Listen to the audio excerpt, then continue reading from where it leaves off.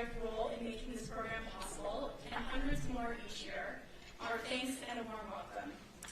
And to potential members-to-be who are joining us for the first time, either here in person or via Zoom from around the world, an equally warm welcome along with an invitation to explore the wide range of programs we offer at Smithsonian Associates.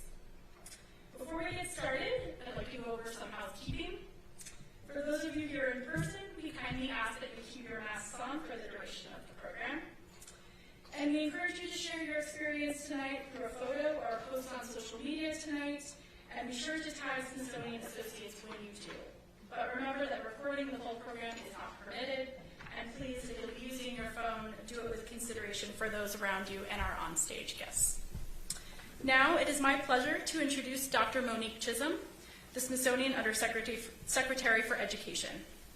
Responsible for defining the institution's educational priorities, she oversees the Smithsonian's collective initiatives, communication strategies, and funding for programs that benefit learners of all ages. Undersecretary Chisholm brings many years of public education experience to the Smithsonian. Before joining us in June, she served as Vice President for Education Policy and Strategic Initiatives at the American Institutes for Research. So now please join me in welcoming Monique Chisholm.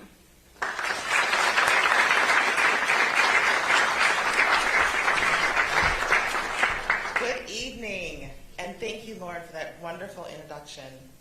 I'd like to start off tonight's event by first offering a land acknowledgement. So first I would like to gratefully acknowledge the Native peoples whose ancestral homelands we gather, as well as the diverse communities who make their home in Washington, D.C., and for all of those streaming to acknowledge the lands that you are coming to us from. I am so excited and pleased about tonight's event, both personally and also as the Undersecretary of Education. As you heard, this is a special evening for us as we are doing an in-person and live streaming for the first time, and also that education has been at the core of the Smithsonian mission since our 175-year founding. In fact, the spirit and purpose of the programming that you will have tonight, Smithsonian Associates has been doing for 55 years through high-quality, in-person programming, and we're happy to extend that tonight. I'm particularly excited about this event because we have two fabulous people. Appropriately, this singular occasion spotlights Associate Justice Stephen Breyer and also CNN legal analyst Joan Biskupic. Let me first start by introducing Justice Breyer. The Smithsonian has a long and valued connection with the Supreme Court. By tradition, the Chief Justice is a member of the Board of Regents, and our collections encompass countless holdings that help us tell the story of the court's vital role in shaping our democracy. Justices Sonia Sotomayor, Ruth Bader Ginsburg, Sandra Day O'Connor, Antonio Scalia have all taken part in memorable Smithsonian Associates events. And Justice Breyer joined that esteemed list in 2016, and we are honored to invite him back. Justice Breyer, as you probably know, has a long history as a legal educator and a continuing affiliation with Harvard University. In fact, the book that he will discuss tonight, The Authority of the Court and the Peril of Politics, had its beginning in August 2021 at a presentation for the Harvard Law School's Scalia Lecture Series. An educator's voice is present throughout the book as he talks about the importance of judicial power, the rule of law, and the role that the judiciary plays in the American body politic. For example, he talks about the landmark case of the 1954 Brown versus Board of Education decision, and then amplifies that through the discussion of Cooper v. Aaron, which came 3 years later, which reiterated that decision. We are happy to see that he takes on this discussion about how the expansion of the court's authority and these events become key catalysts for a wider civil rights movement that was defined in the 1960s. He really helps us think about the essential role of public confidence in the Supreme Court decisions and how those judicial decisions shape our democracy. So we are excited to have him here tonight to talk about these ideas. We are also excited to welcome Joan and thrilled to have her talk with him tonight. She has covered the Supreme Court for 25 years, and she is also the author of several books. She most recently published a biography of Chief Justice John Roberts entitled The Chief in 2019. She's a graduate of Georgetown University, and she was a finalist for the Pulitzer Prize in Explanatory Journalism in 2016. So please join me in welcoming both of them to the stage.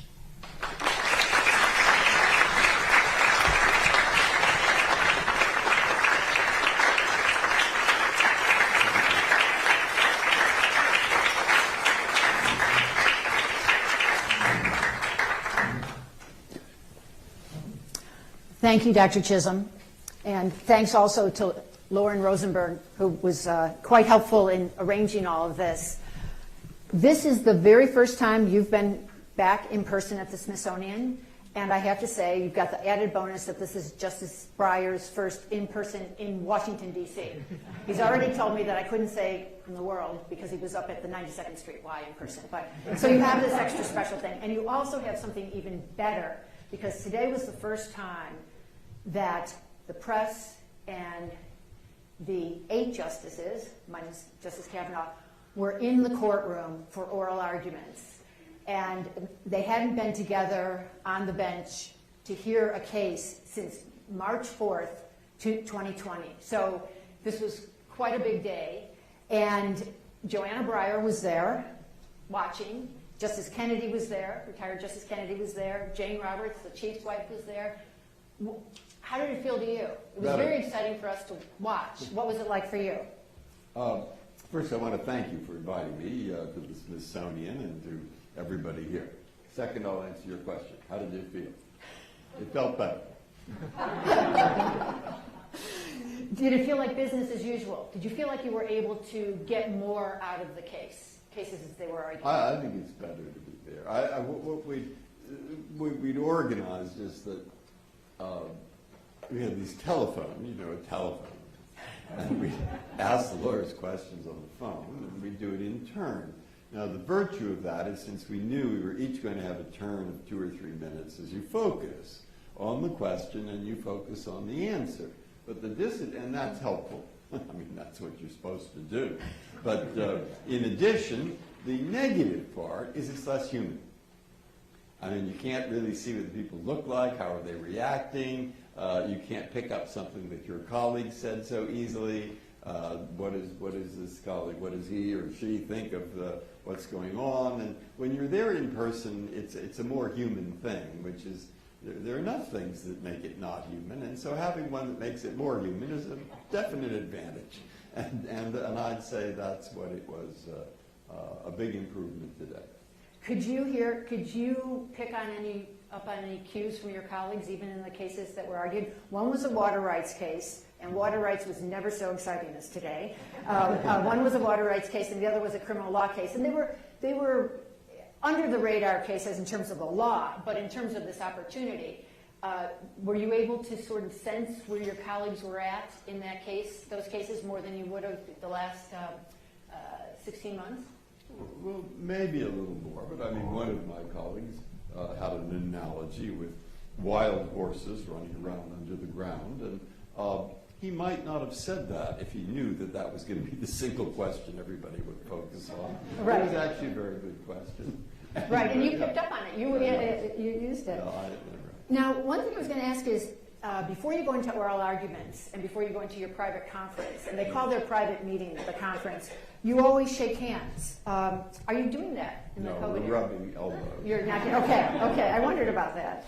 And I know that you've all had regular testing and have very strong protocols, but have you increased any of the precautions since Justice Kavanaugh found out that he was infected, even though he had been vaccinated?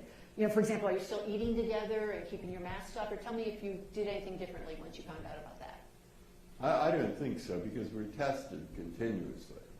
And you have, the home tests are just taking the result in 15 minutes, and maybe once a week we'll have a more lengthy test where you get the results several hours later. And so I don't think there was anything different that I can think of. We had lunch together. Okay. And just one last question on lunch, and then I actually have a last question on. I'm getting so into, we never get to see behind the curtain. That's why. Well, lunch? Lunch? Yeah, I'm not yeah. missing, You never. I I never get to go. So many justices have said that you don't talk about the cases, and you try not to talk anything but like sports and music and grandchildren and things like that. What were the general topics today? Movies as well. Ah. And what the proper name for one of the football teams in this area are. So you do get a little political.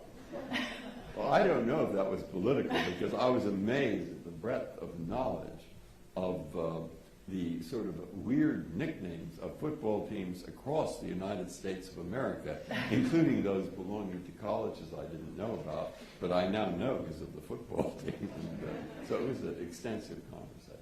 Okay, well, one of the biggest football fans around the table was Justice Thomas, I'm sure, because he loves football. And I was wondering, Justice Thomas had always been the most silent justice during oral arguments. And then during the teleconferences, he went in the sequence that Chief Justice John Roberts had set up, so he'd always come second. And many of us were wondering if he would speak from the bench when you were back to the usual format of mixing it up. What did you think about him jumping in right from the start? Yes, he did. He did speak fine. It was fine. That's good.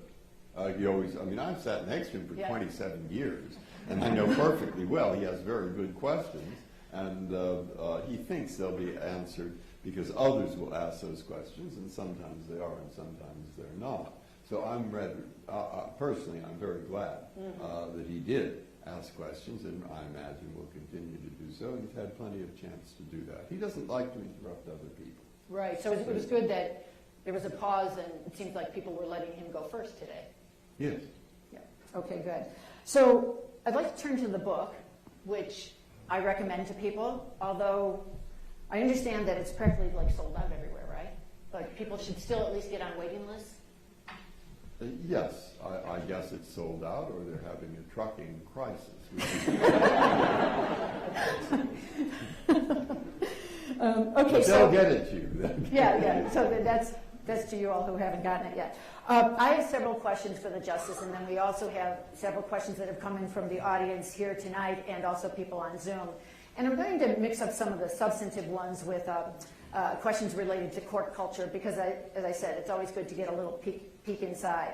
But I'm going to start with one of the most serious ones, and that goes to the thesis that Justice Breyer has related to public confidence in the court.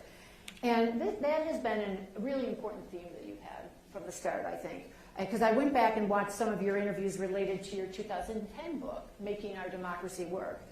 And I noticed you've long been stressing public confidence in the court. And I just wondered if you thought it was harder these days in these polarized times to build up public confidence. And if you feel like there's a real risk here today. Probably.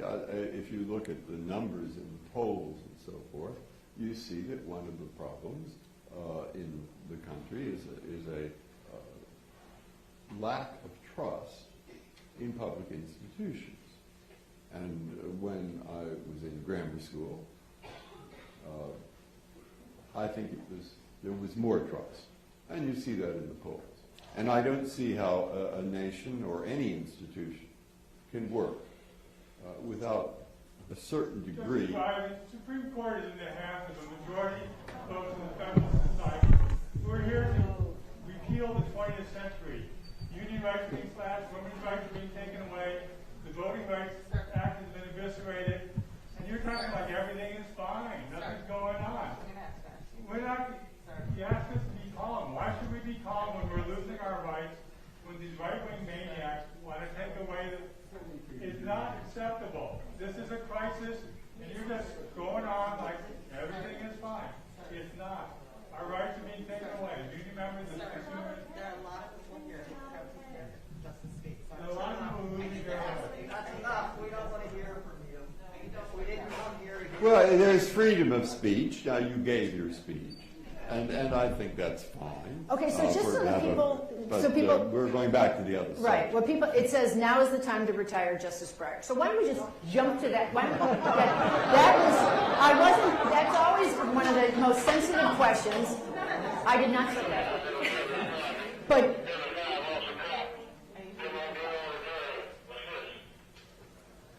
okay, you handled that very well, Justice Breyer. So now how do you, let's just get to that and get it off the table. How do you respond to people who normally would say it more gently than bringing a sign to one of your speeches? But what do you say to people who argue that you should retire as soon as possible while the Democrats have the Senate majority? That's the basic issue that those protesters. Well, that's their point of view. I've said pretty much what I have to say. There are a lot of considerations, and I don't want to add to what I've had to say tonight, because I notice every time that I add something, it becomes a big story. And so the less I add, the better.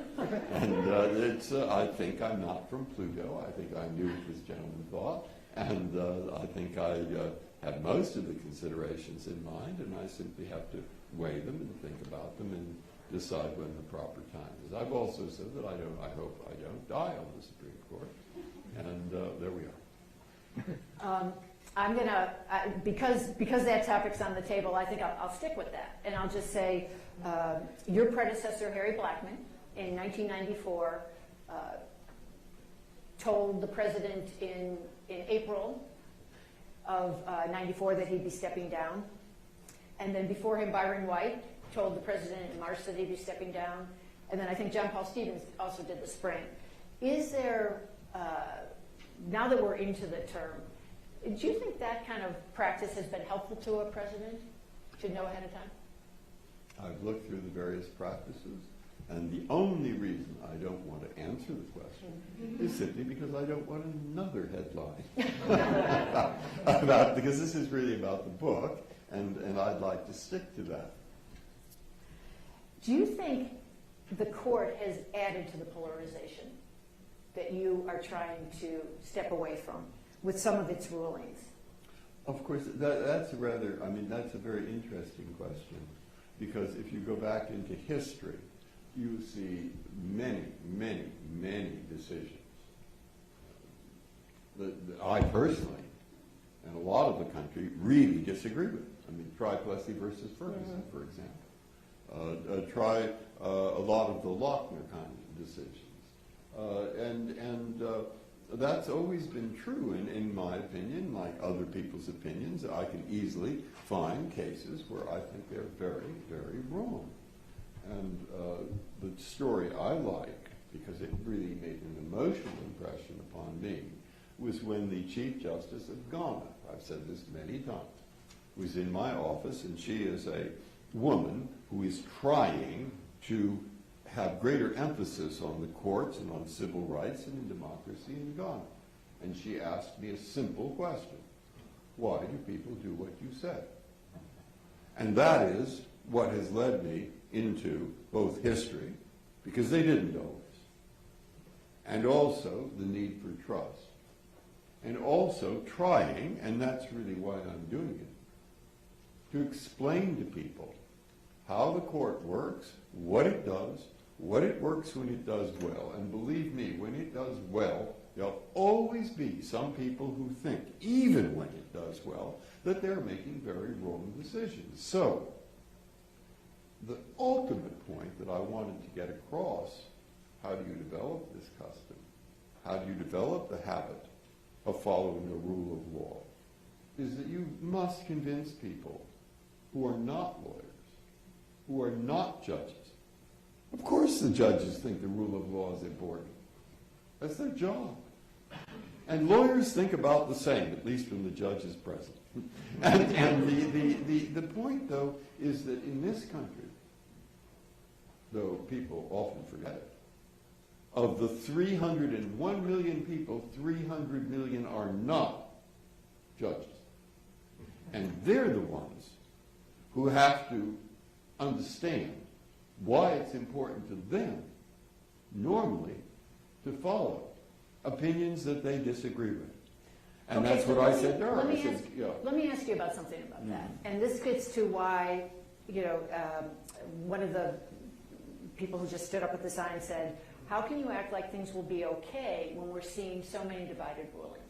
And I know that you write that the court's differences, the 6 Republican-appointed conservatives and the 3 Democratic-appointed liberals, that those divisions are the result of jurisprudence and not of either politics or ideology.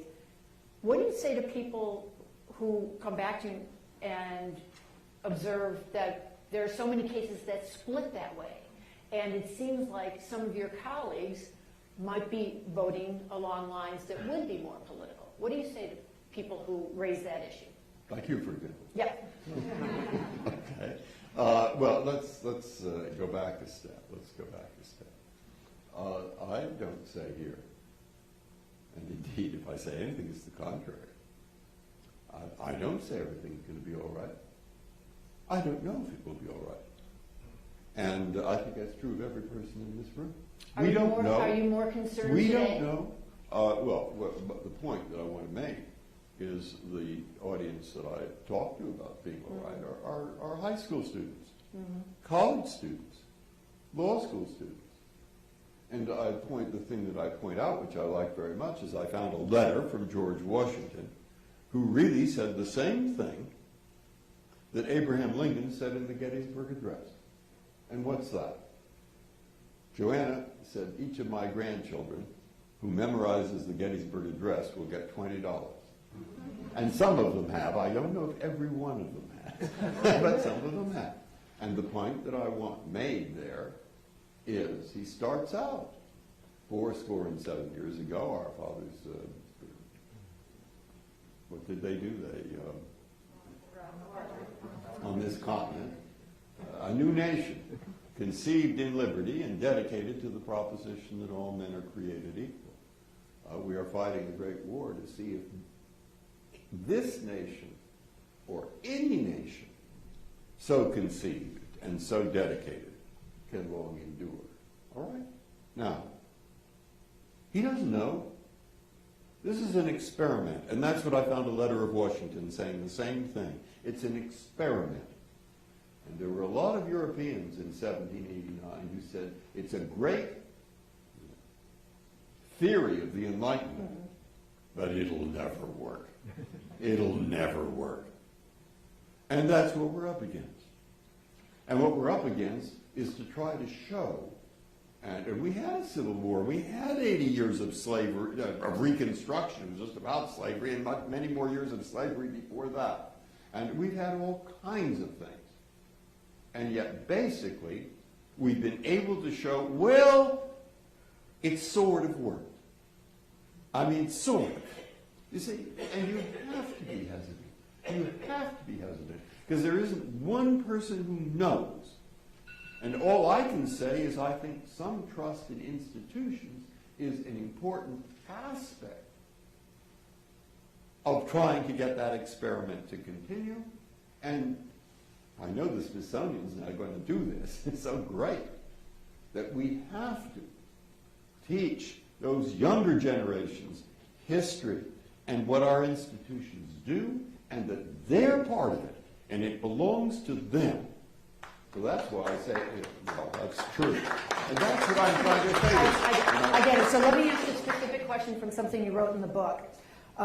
Justice Alito, in a widely covered speech, recently quoted something from your book. And his advice to judges and to justices was, just do your job. He picks up what you wrote on page 62. No, that wasn't me. It's You your know who that father. was? Your father. Yeah, my father. Yeah. No, I know. My father. My father said Your two father. things. One is he said, my advice, one was do your job, that's correct. And the other was stay on the payroll. Right. And you've done that effectively. Right. That's right. But Justice Alito's larger point, as he quoted you, was a defense of the court's emergency docket, or the shadow docket, as some people call it.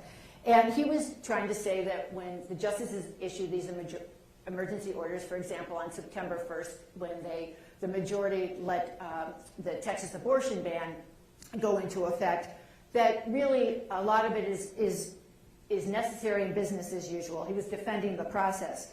But you, Justice Breyer, signed on to a statement from Justice Kagan on September 1st when the majority let Texas enforce that abortion ban that said, the majority's decision is emblematic of too much of this court's shadow docket decision-making, which every day becomes more unreasoned, inconsistent, and impossible to defend. Didn't I write my own decision? You did, but you Yes, signed this one well, also. And so I'm just now, I mean, this gets to kind of another important topic that people are concerned about.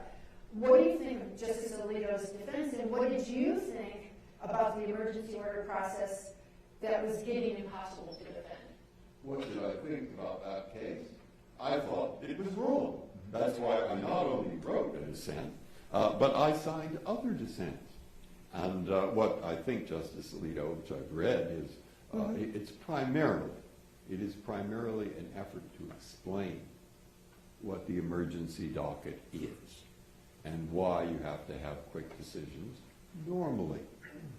And you do.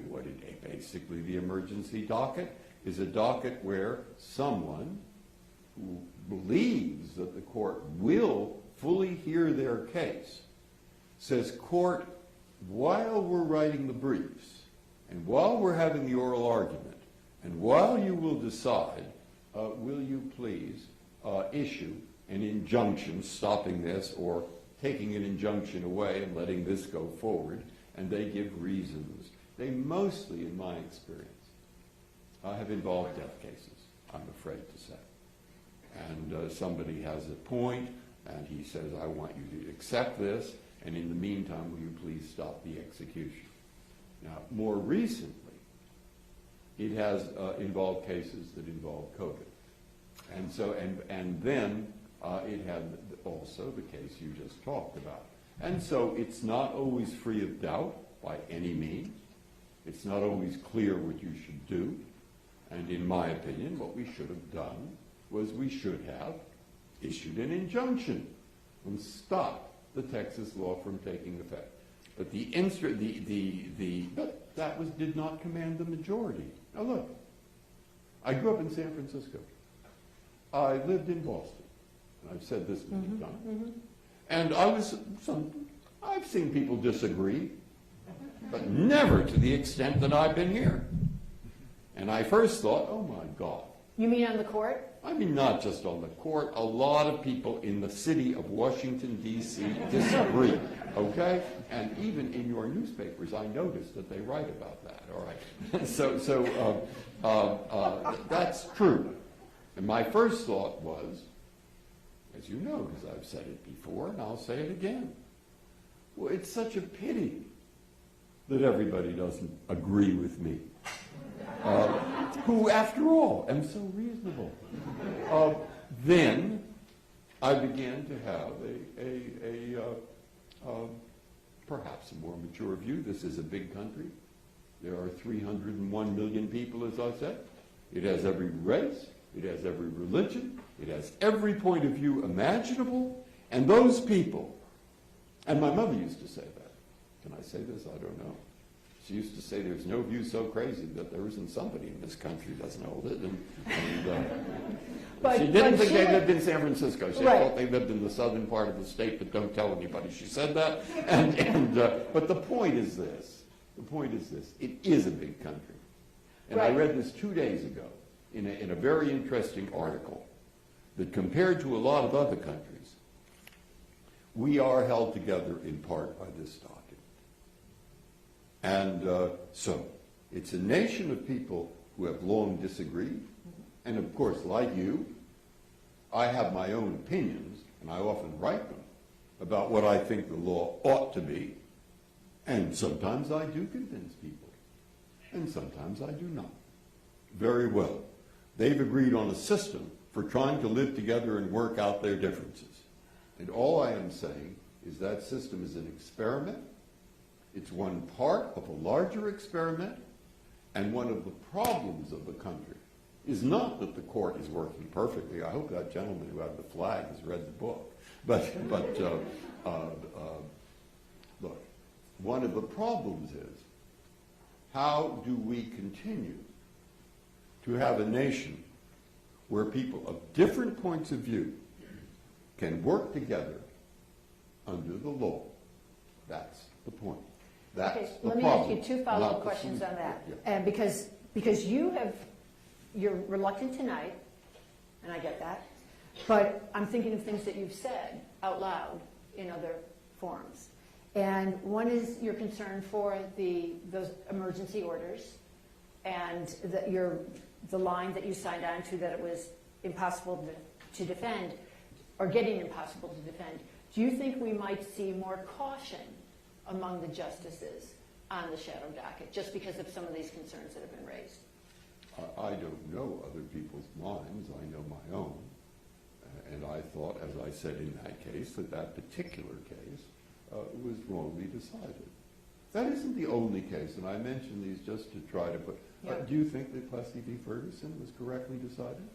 No, I No, don't. of course But it you wasn't. don't. But it And wasn't then- on. It wasn't part of the current pattern that people have raised concerns about. And then I'm going to ask one other follow-up about the September 1st order. If you had been writing in the 1920s, you would have said, and I think many people did say, that it is a court made up of 7 conservative justices and 2 liberals, Brandeis and Owens, and maybe a third. All right? When I grew up in 40s, 50s, 60s, I had thought, particularly 40s, 50s, that every appointee of the Supreme Court, and we used to have to learn their names in school, not that that's such a great thing, but we had to learn what the court was about at Grant Grammar School and Lowell High School, that every single one had been appointed by either President Roosevelt or President Truman. So I thought that the proper thing to do is all the justices should be appointed by Democrats. Do you still think that? I have no comment. Well, let me ask 2 follow-ups. One is, do you think there will be an opportunity for the court to reverse itself in some way on the Texas order? It's not good. The Texas order said specifically that it expresses no view whatsoever on the constitutionality of the Texas law.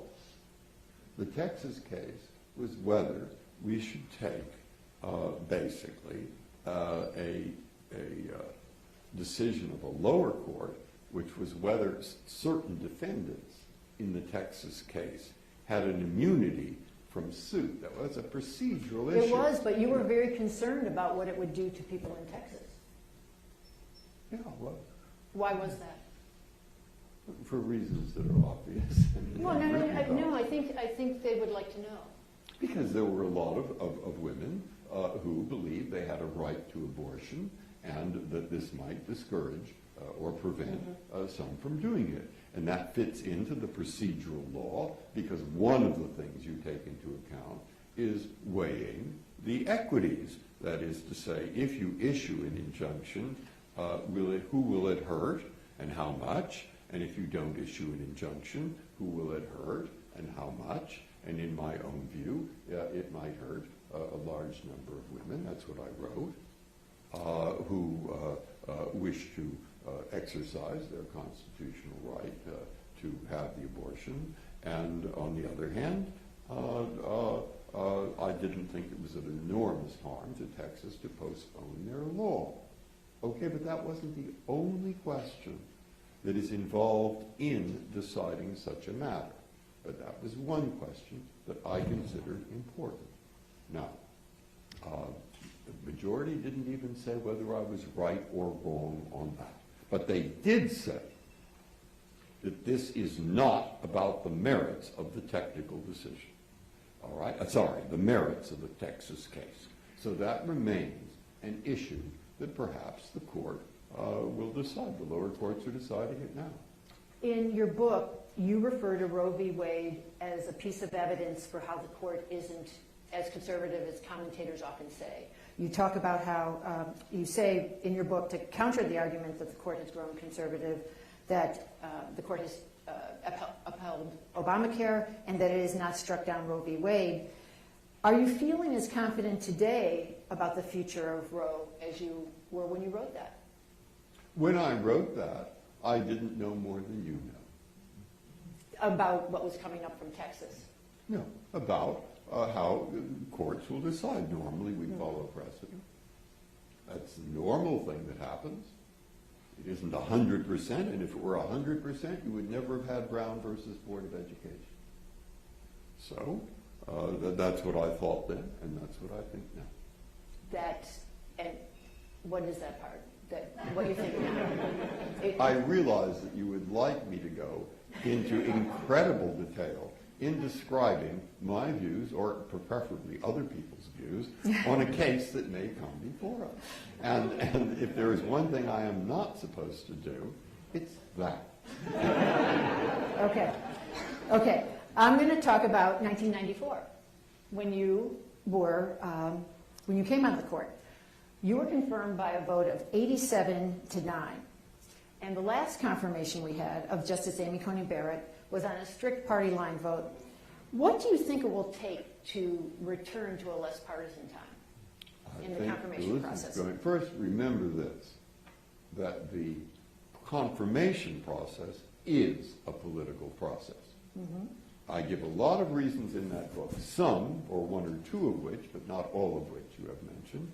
I give one or two, several reasons in the book for thinking not that it's what the word politics might mean is applied to a court, which is very different from the Senate or the House, where I've worked as a staff person for Senator Kennedy for some time.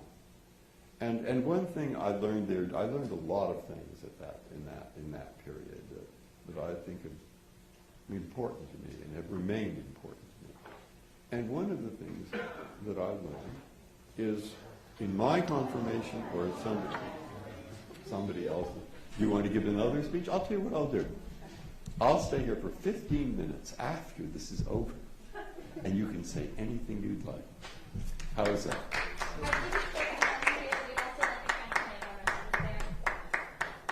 Oh, it's clear. Yes, for those people on Zoom, another pair of members of the audience held up a sign that says, "Our democracy can't wait, Justice Breyer, retire." This is nothing you haven't heard before. No, that's true. Yeah.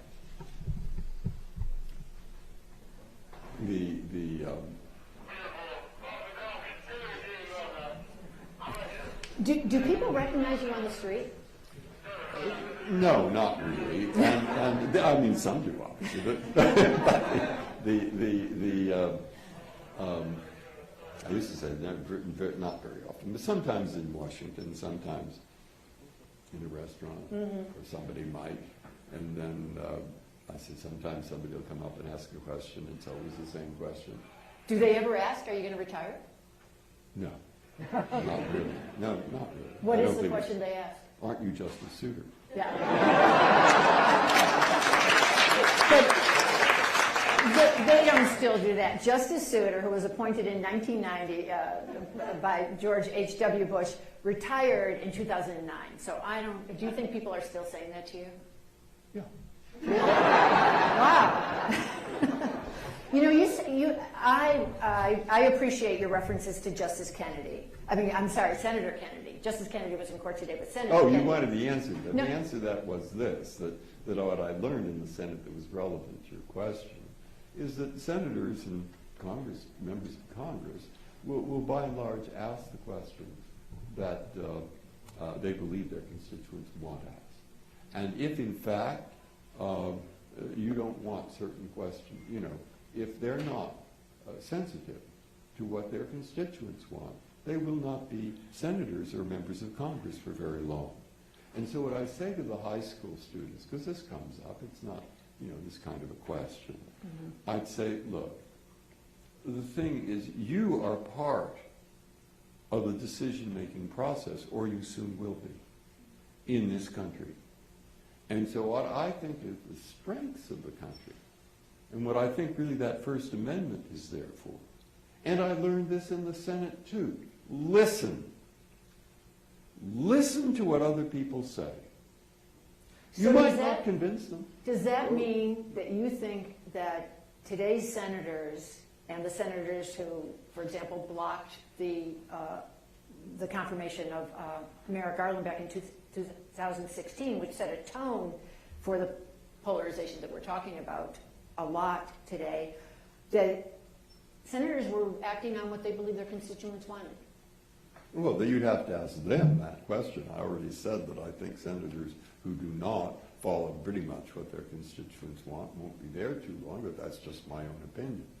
But I did learn in the Senate, and I stress this when I'm talking to the students, because I saw Senator Kennedy do it all the time. And it's what he wanted his staff to do. And you listen. You hope maybe you'll be persuaded, but more likely you won't. You might try to persuade them, but more likely you won't. So what are you listening for? You're listening because if they'll talk long enough, you'll find something that you actually agree. And when you hear the other person say something that you actually agree with, you say, hey, maybe we can work with that. Let's see if we can. And then you try to work with them on that. And Americans have been pretty good at working together, even with those they disagree with. Find something.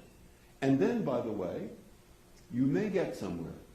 If you get 30%, better to have 30% than be the hero of nothing. See? And I promise you that was his attitude. And he said, look, don't worry about the credit. If you get a positive result out of that, working with this other person, listening, finding something where there's some agreement, you get a positive result, hey, it's good for people, there'll be plenty of credit to go around. And if you don't succeed, who wants the credit? Now, I believe that Mrs. Squataguatsa in the 4th grade or 5th grade at Grant School had at least one class where 4 of us would have to work together on what was the government of San Francisco like, and you'd get 1 grade. So you'd better learn how to work with the other people. Okay, so let's bring it into the conference room. This is, you're sitting at the table now. Mrs. Squataguatsa is not in the conference. I know, but she would probably, she'd be like all of us. She'd love to be there. So they're without their law clerks or any kind of administrative staff, and they go around the table. And Justice Breyer, as of last year, when Justice Ruth Bader Ginsburg died, moved up in seniority and is now the 3rd person to speak around this table. So first is the Chief Justice, John Roberts, then it's Clarence Thomas, and then it's you. And I know that you take very seriously the idea of persuasion and what you might be able to do in the conference room. And I just wondered if you could talk to people about what is your thinking when you try to get colleagues who you know might be inclined to go in a different direction. What is your attitude now as a senior justice on the left? And do you feel like you've been effective at persuading your colleagues? Well, you'd have to ask others if I've been effective. I mean, I'm not the one to ask. People are always, like me, putting more weight on what I myself say. That's called ego, and the job is, I can't resist telling one, because Ken Galbraith.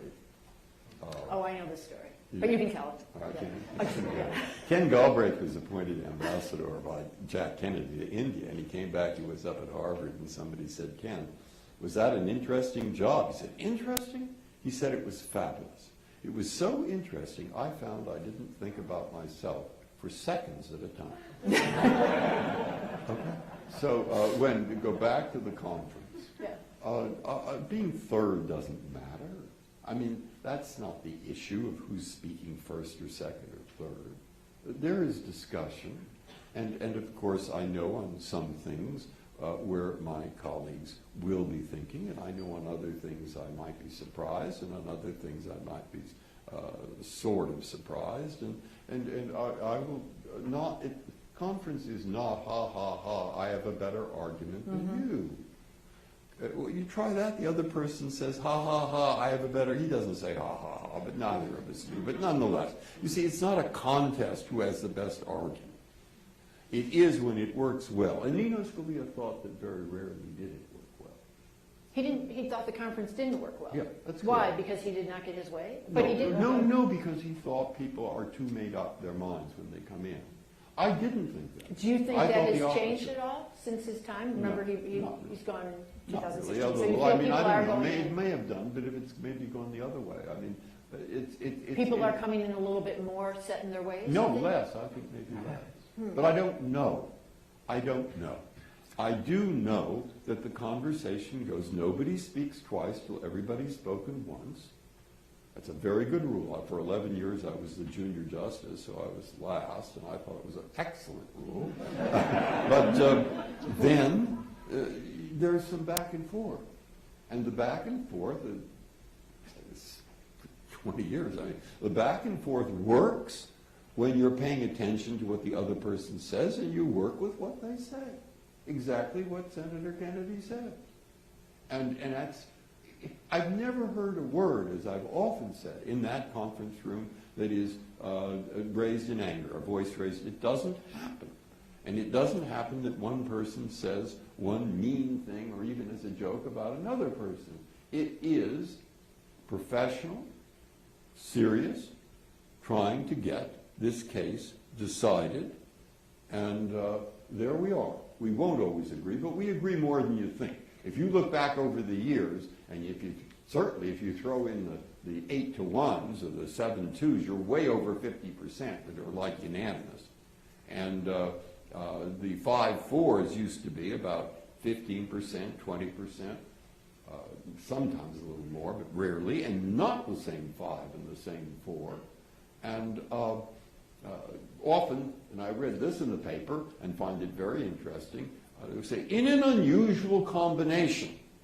Right. Then I Well, because it counted. is I unusual. counted the times one year where they said unusual combination, And how and many there were more unusual combinations than there were usual combinations. Okay, So I let me went- talk about another number. You love charts and you love polls, and you have a chart in here where you talk about how, and we have only time for about 4 more questions, so I'll try to go fast for you.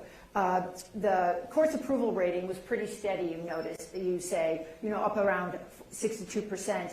And this is a question that I had, but also one of our Zoom watchers, Joseph G., has asked, what do you make of the fact that the approval rating for the Supreme Court has plummeted recently? Since July, it dropped 9 points, and it's now in the 40s. Does that concern you, and do you have any explanation for the drop? Well, it probably depends on what question you ask. Well, no, it was the same question that you referred to. I know the same question every day. Yeah. That's correct, but people sometimes, I'm not saying all people, but one is sometimes they're thinking of the cases that were decided. And so therefore, there will be, that definitely means that fewer people approve of the outcome. Do you think it could have There's been? another part to it. Do you And think that it is could have more been the serious Texas one. case or the I asylum one? don't know. Okay, well, I'm just thinking But time. the more important point that I think is really more Mm-hmm. important is there is, and it does help to show, a lack of confidence in government institutions, which is where we started. Go look and compare even the 40% with the approval rate of Congress, or even the presidency, or even, I won't say, but a lot of institutions, And that is, I think you're quite right, absolutely right, in saying that's a worrying thing. And so I think the problem for all of us who have been so lucky to have grown up at a time when there were a lot of bad things, but they could have been worse. And the country seemed, maybe I'm just reflecting on views when Jack Kennedy was elected, but nonetheless, you see, suddenly our next generations seem to be about to be faced with real problems. So I'm not saying that this is a cause for celebration. I'm saying the opposite. And I want people to understand how I've seen the court over 27 years. Because if they don't, I might not be right how I've seen the court, but what I've tried to write down in the 100 pages is how I've seen it. Let And me therefore refer to you- one other line from your book then. Because in addition to talking about the importance of public confidence, you also talk about the importance of a president abiding by rulings. And you quote George W. Bush after he lost a lot of Guantanamo Bay cases, saying he didn't like them, but he would follow them. And along the same lines, when you refer to Bush v. Gore, you note that Senate Democratic leader at the time, Harry Reid, said, but look, there were no violent protests, no throwing of stones in the streets. And I know that gave you confidence, but I'm wondering if what you saw happen at the Capitol on January 6th could be a harbinger of perhaps people not accepting court rulings. I have absolutely no expertise in that matter. I mean, we're not having that case from the court. It's not. Maybe it'll come. Maybe some case will. It's not there, and so I'll just stay away from that. What I said about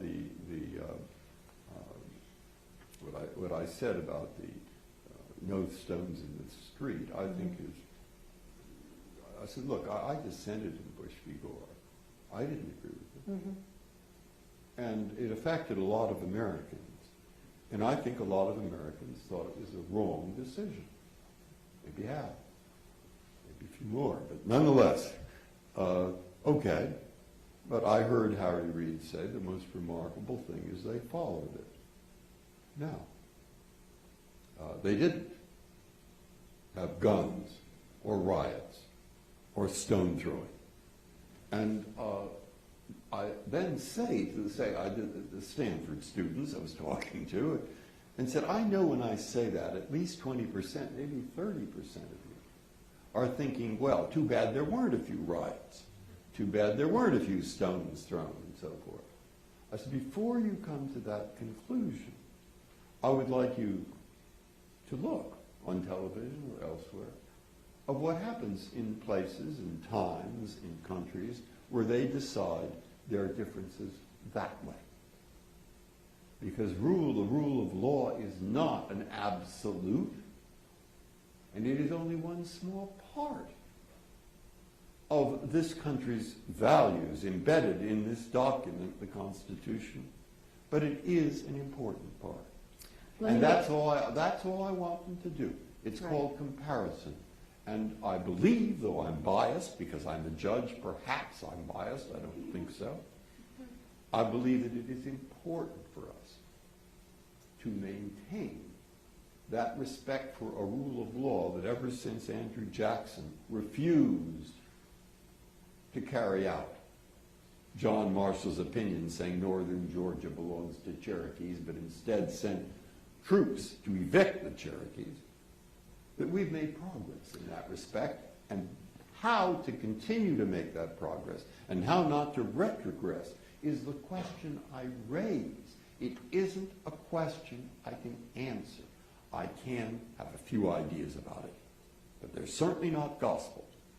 And what I can do, though, is I can go back and say, I want to tell you how I've seen this institution in some detail, with some history, with some explanation of that word politics and elaboration of the extent to which it is and the extent to which it isn't, and some suggestions for things that might be done, both within the court and outside. So that's what I know, and you did it in the book, and I just want to get a couple from our audience here. This is from David A., who's watching on Zoom, and he says, are the justices concerned with the many actions the Republican Party is taking nationwide to lessen voting rights and even throwing out legally cast ballots? Oh, we are concerned with the issues that come in front of us. My job as a justice is to decide the cases. As a person, I might have other views.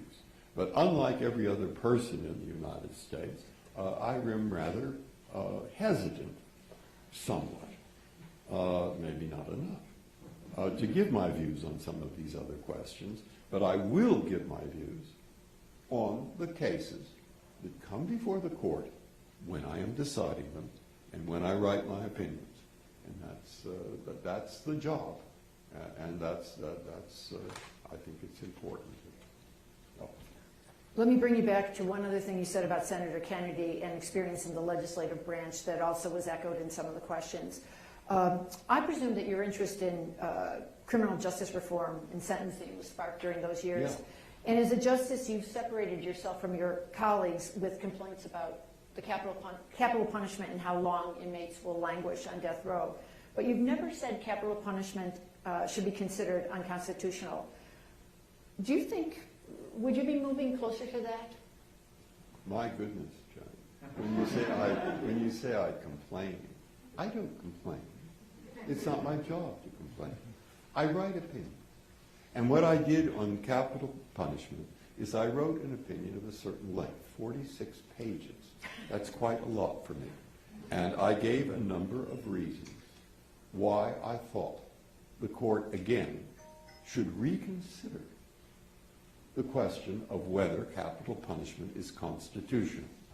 Of course, I would not, in that opinion, give my own views precisely by saying I think it is, even though people might get an idea. But nonetheless, my job is to decide, even a matter like that, after reading the arguments of the lawyers, after hearing their oral argument, and after discussing it with my colleagues.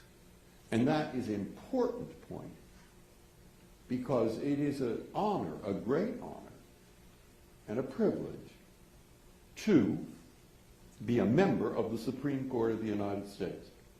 And one of the things that you take in, after 2 or 3 years anyway, if not before, is I'm there not just for Democrats, and I am there not just for Republicans. I am there for the United people, the 301 million, and maybe 200 million will disagree with everything I say, but I just want to point out that even if they disagree with it, I still must be there for them. And that means... The reason I asked that question is that your views are not unlike what Harry Blackmun was saying in his time. And do you remember what he did in the year or so before he was leaving in '94? He said he no longer wanted to tinker with the machinery of death because he felt like he had seen enough. And I was just wondering if you would suggest to anybody just how views change over time on an issue like that, in a general way. I wrote the 46 pages, I think, because I've had the experience I've had with the death penalty over 27 years. I wrote that about 3 years ago, so 3 or 4 years ago. And I wrote it because I wanted people to understand the difficulties with administering a system of death in even a reasonably fair way. You see, I pointed out many factors that suggest that it can't be, all right, or it isn't be. And I said that's why, since I don't see a clear method here of making it fair, is one additional reason perhaps why we should reconsider the constitutionality of the death penalty. Now, don't take what I just said as an authoritative statement of what I wrote in that opinion. The only way you could know that is if you were willing to spend X amount of time, I won't say what X is, in reading the opinion. Let me get 2 more in. And one is, our audience might not know that you've written some of the most important cases on abortion rights. Last year from Louisiana, and back in 2016 from Texas. And last year you also wrote the decision upholding Obamacare. Those were 3 very important cases. How do you get the assignment? Why don't you tell them, can you ever ask to have a particular case? You could. And have you? No. You've always... To be absolutely honest, I think I did once when I heard one of my colleagues say something at the conference that I thought, maybe we can work with that. And it was likely to be 5-4, and I wanted it to go the way I wanted it. And so I did tell Chief Justice Rehnquist, I said, well, maybe I can do this, you know.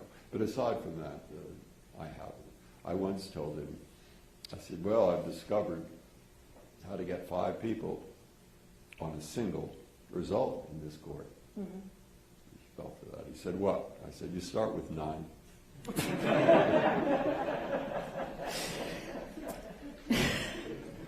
You know, you talk about how if you find yourself all of a sudden falling back on your own ideology when you're deciding a case, you have a mental check. and you think, I don't want to do this. It's I not switch courses. ideology. Ideology is the wrong No, word. you say this is what you write. Yeah. I'm just quoting you. Yeah, I know that's why I'm Yeah, explaining I'm just why I quoting you. wrote it. You say, and then you go on to say that you believe that all of your colleagues also have that check on themselves. I'm trying to explain the nature of the job. And in the part that you're talking about, I said, look, Nino and I used to debate this all the time, and in front of college audiences, and they came away, I think, pretty interested. Look, judges typically have, when deciding a case, what these words mean. They typically have the text. They have the history of the statute. They have the tradition. If it's habeas corpus, long tradition there. They have the purposes. Somebody had a reason for writing this. Or the values that underlie, say, the First Amendment or, say, the Fourth Amendment. They have the consequences, those that are relevant to the purposes or the values that are involved here. Some judges put more weight, like Nino Scalia, upon text and history. But he doesn't ignore the other. Others, probably like me, put more weight upon the purposes, the values, and the relevant consequences. But not ignoring, if I see the word fish there, I know that doesn't mean a carrot, you can't ignore the text. So it's a question of degree very often. Let me just ask you, I can tell the hook is coming for us. You talk about strategy at one point. On page 60, when you talk about the 13-year gap between Brown v. Board of Education in 54 and 1967, Loving versus Virginia, and you said the court that was a calculated part of the court's enforcement strategy, reflecting its views about the state of public opinion. When I see the word strategy, I think it sounds as if factors other than the law. Yes, that's what I say. Okay, so now. That's why I say sometimes. That's why you can't say never political considerations. Was it a political consideration when Justice Frankfurter convinced the court not to take a miscegenation case immediately because they were having a very hard time getting desegregation enforced in the South? And he was afraid that if we take miscegenation now, we're just going to make it impossible. We'll never get it. They just won't do it. They just won't do it. And he convinced them of that. And they took the Loving case, which was miscegenation, several years later and decided against it. Okay, now, was that a political decision or was it institutional? What kind of a decision was that? And I put that in if you want to show, yes, that's why it's hard to say. There can be instances. Like right now, maybe there's some cases. I wanted to interrupt and say thank you for this evening. And Joan and Justice, it's been such an honor. Justice Breyer, I'd like to give you the last word. If there's something that you wanted to share with us and you have an opportunity to share, if you could close us out for this event.